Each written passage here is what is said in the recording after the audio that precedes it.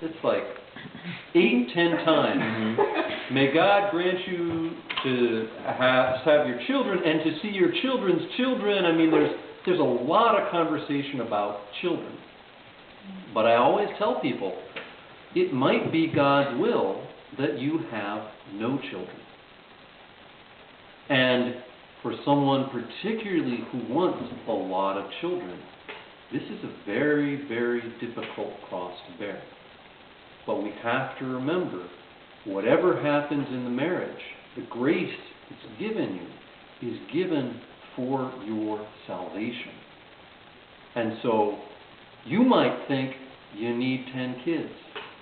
God might think you don't need any of your own. You know? And so, you have to open yourself and say, whatever happens, this is God's will. That doesn't mean that you can't consider adopting children. It doesn't mean that you can't have godchildren that are like your own. I mean, there's lots of ways to address that issue. But we have to understand that the grace that's given in the marriage is first and foremost a grace to help these two people achieve salvation together. And God, who knows you better than you know yourself, knows how to make that happen.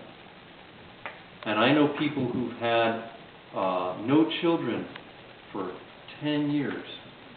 A little bit.